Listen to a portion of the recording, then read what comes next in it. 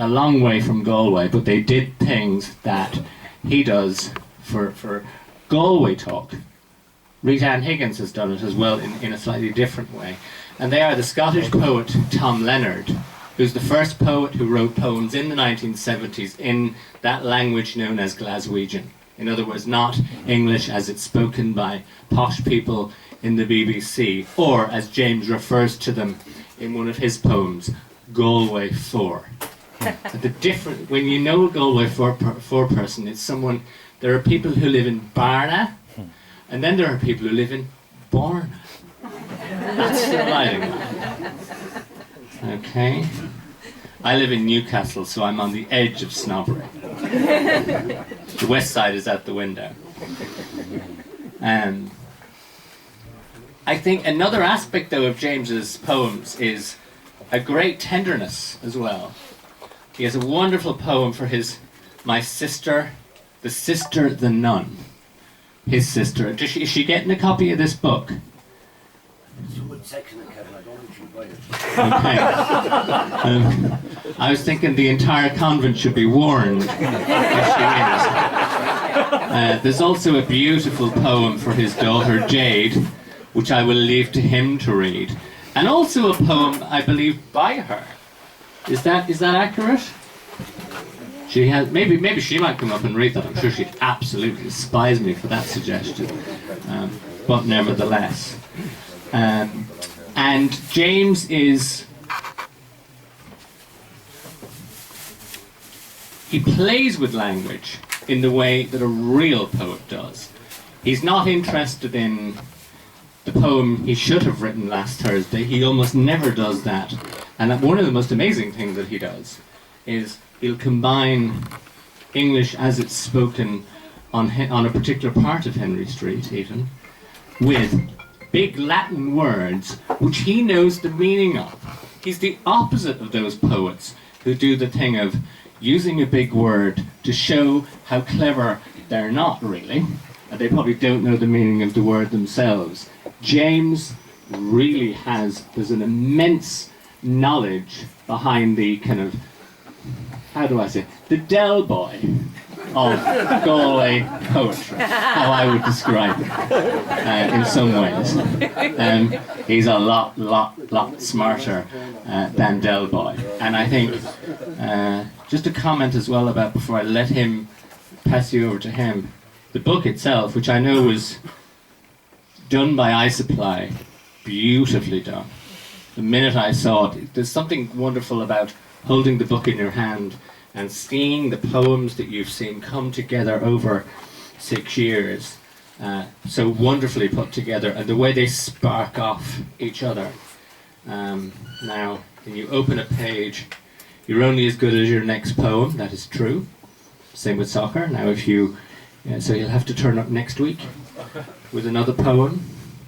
Here's another. I opened the page. No contest. Sex is quick, love is long. Sex is now, love is forever. Again, I don't know any other poet in Galway who would write that. If you were handed it without a name on it, you would know that it was him. Here is an example of the way he does the Latin thing. Baby thoughts. Cogito ergo sum. He'll explain what it means. I am the proud father of a 7-month-old daughter, so I wonder, does cogito ergo sum apply here?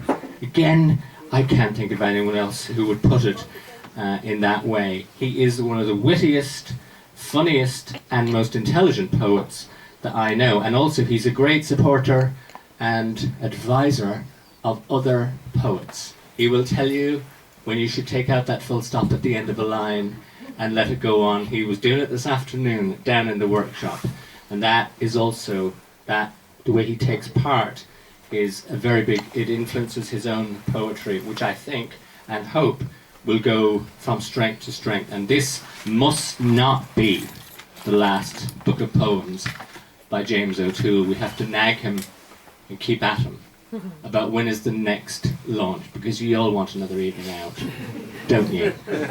With that, I will pass you over to James O'Toole, and you must buy several copies of this book.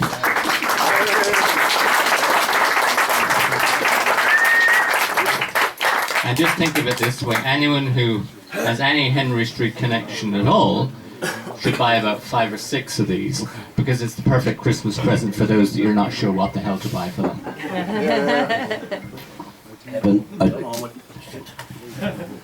Kevin, I don't know how much I'm paying you, but I'm definitely not paying you enough.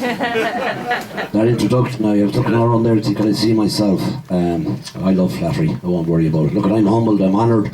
I see a lot of faces here tonight. Nicky McLaughlin, one of the greatest players that ever graced football boots in the university. Should have actually gone over to Scotland, good enough to do it, but he saw a gap in the market in Ireland and became a millionaire. I think you were probably right. I can see the contingent for me over there as well. My great gentleman over there, the Burt, obviously the leader of the pack with Pat Fallon, what a fabulous player. Sean Conlon, Galway, I think I know one hand might be Galway now. And Ger, and I was on the road many years, and it's one of the great stories I would have had with sport, which is a abiding passion of mine, and I got a livelihood out of it somehow. But it was when I was working with the Mayo ladies, and we won All Ireland final last minute. We kicked a goal to beat the Dubs, and we were very fortunate, but we'd take it. We'll come back afterwards the next morning, slightly hungover. I was sitting down beside a sports correspondent called Willie the Shoe, and he got a call from Mike Finnerty. And Mike said to him, look, what do you like on the way down? What's the girls are great, they're singing songs and they're playing the saw actors, everything is mighty. And how was the great Chorus Dalton yesterday? Well, I'll tell you something now. If Chorus Dalton had balls, we'd win the Sam Maguire. And that was my Mayo connections. The men had balls, sadly we didn't win the Sam Maguire, but we came down close. Had Fallon here. 96, I don't know how Meath got over the line, but that's it. Sport is a wonderful way to live. It's nice to win some things. I was lucky enough to win quite a few things. Once again, McLaughlin was man of the match. I was just there to do the drinking. I got a thanks. Finton, Gourmet Tart, brilliant local lad, local business, employing 80 people, 4 businesses in town. He provides food here for me tonight. Finton, you're an absolute gentleman. Sheridan's for the wine. Seamus sent it over. He had to go to Brussels. I don't mind, that's a glass less gone. Charlie's, Vinny particularly for the help he's given me, and Charlie himself, Megan. I paid her so much for proofreading, she's gone to New York on holidays, but I don't worry about that. Kieran and Louis and I supply with the same publishing route. One of the people I was talking to said probably 2 years. I said, which the fuck, I had 2 years, but I went quick and I went easy, and it was absolutely brilliant work to the lads. Kieran and Louis, I don't know if you're here. It was nice, it was painless, it was done, and I think Kevin says I was very happy with the cover of the book. It kind of captures what Henry Street was 6 and more years ago. Eric Mortimer, Dr. Eric, good friend of mine in college, is doing this for the Canadians. There's 15 O'Toole's in Toronto. I was there a month ago on holidays. The wife became the 15th after a bottle of wine. She was a fired up after the first bottle of wine. So we had 15 O'Toole's in the pool, and sadly there's only 4 was left in Galway. And you know, that's immigration, that's what it does. But hey, shit, that's life. That's the way it goes. Ernie, I don't know if you're here. Did you make it, Ernie? If you did. Ernie? Ah, Jesus, Ernie. You talk about the West, you talk about a family, you talk about the DCs, and these are absolutely superb and great ambassadors to the West. And Don is obviously not drinking tonight because he's quiet. And I'm very happy I can get the microphone. I want to know how much Mickey paid you. How much did Mickey pay you? But Ernie is another great businessman in the West, and a great supporter of the local community. And that to us down there is fabulous. The guys that travelled, Berkey, he has the awfully gorgeous statements. The first time I ever heard a woman being described like that, she was awfully gorgeous. The great Berkey. Greg Thornton, my best man, obviously I tossed between himself and Eamon Howley. That's the way we did things down the West, and Greg won it, and he was sick the whole day. He couldn't even drink at the flipping wedding, but that was beside the point.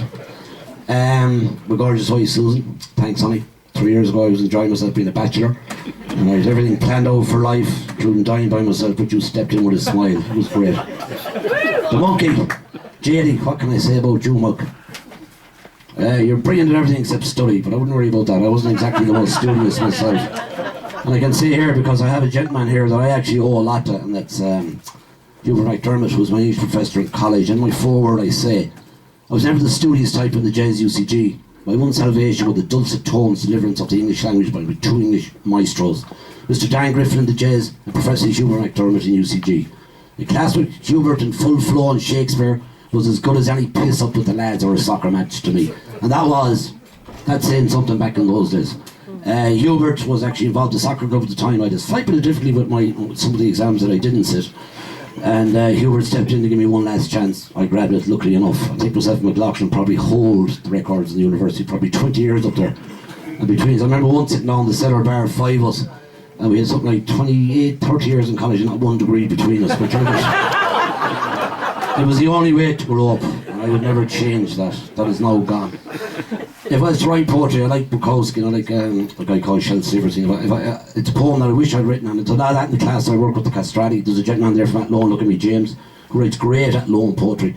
And it's great, you know, sometimes you go in there, you're jealous, you walk out and say, Jesus Christ, I wish I wrote that poem. These are the kind of poems I like to write. This is anonymous, so I can't be sued, thanks be to God. This is called The Pig. It was an evening in November, as I very well remember. I was strolling down the street in drunken pride. But my knees were all a-flutter, and I landed in the gutter, and a pig came up and lay down by my side. Yes, I lay there in the gutter, thinking thoughts I could not utter, when a colleen passing by did softly say, "You can tell a man who boozes by the company he chooses." And the pig got up and slowly walked away. That's one I would love to write. Now we get on to what I have written. Willie McNamara. I'll poem about him too, don't worry about that. First one is, my reign is over. I was a great warrior chief. The earth moved when I got up in the morning. The cavalry froze. I was fearless. I was Thundercloud, Chief Thundercloud. I fought myself a squaw. It was a momentous occasion. But love cannot last with a warrior who's out fighting all day, so she got impatient. I was never home for my dinner on time. She left me. She stole my thunder. Now I'm simply cloud. No one respects a cloud. For all I do is go around weeping all day for my squaw. Oh, how I yearned for the days of old, when I was a warrior tall and bold, when I was a Thundercloud, Chief Thundercloud. No applause. I'm not wasting time with applause.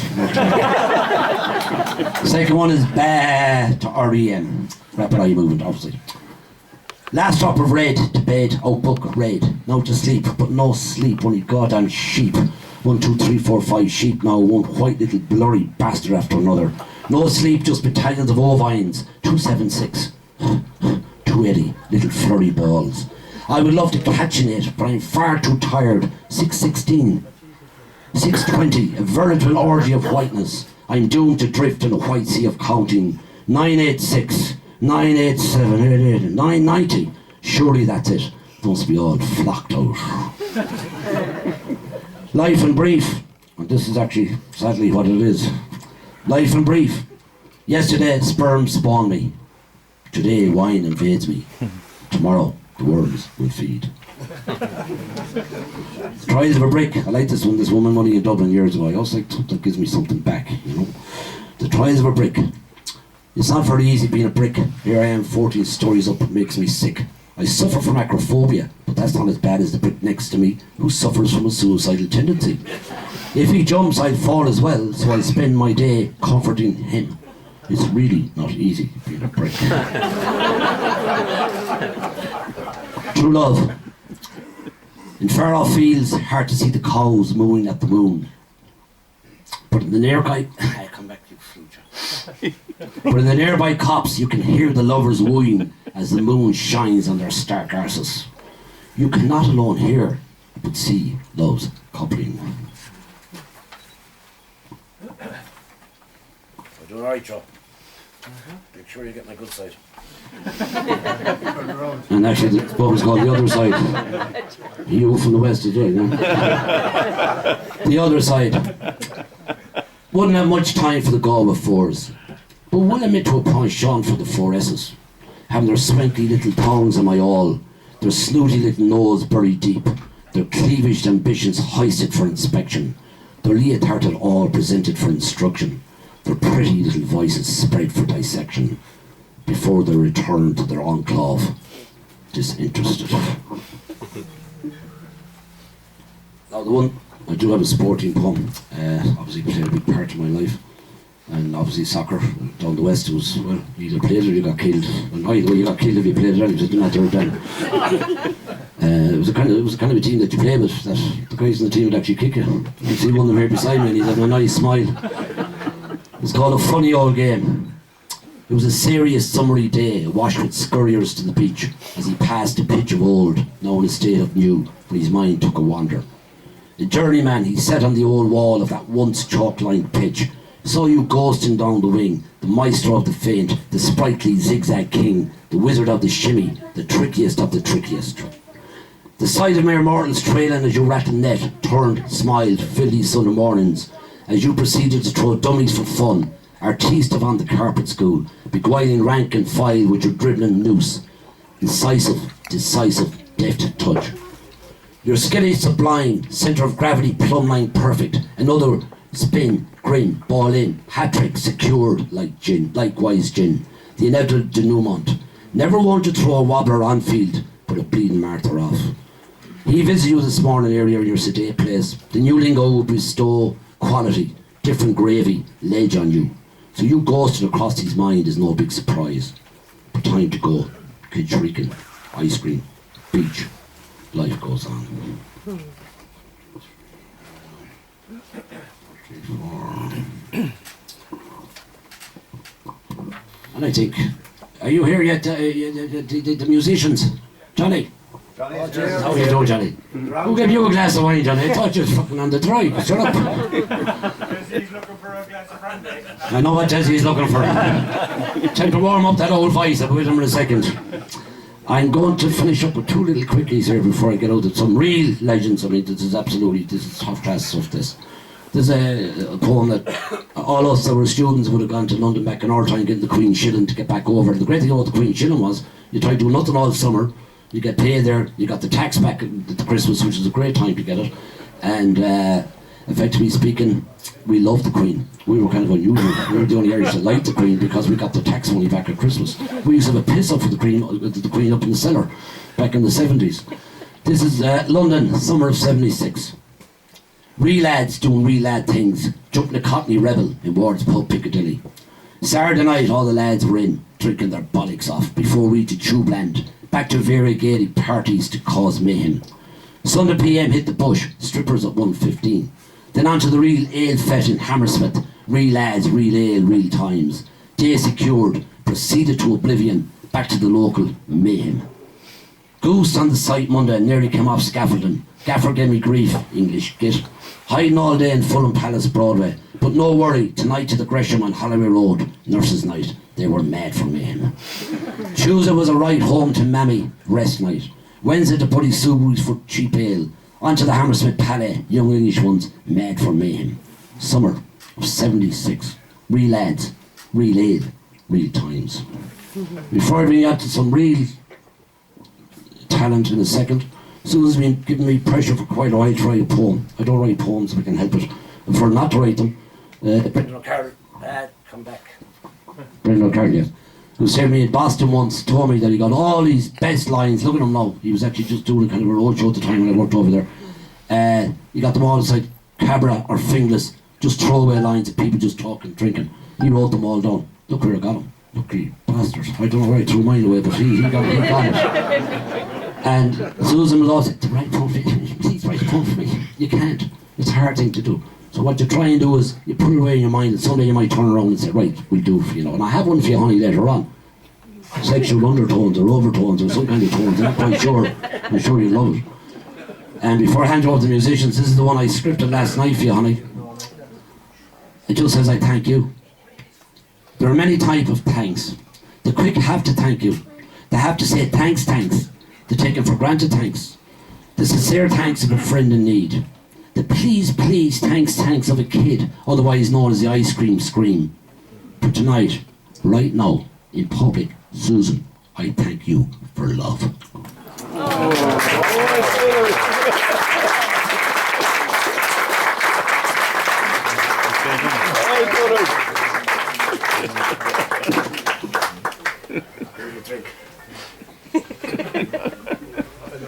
Well done, James.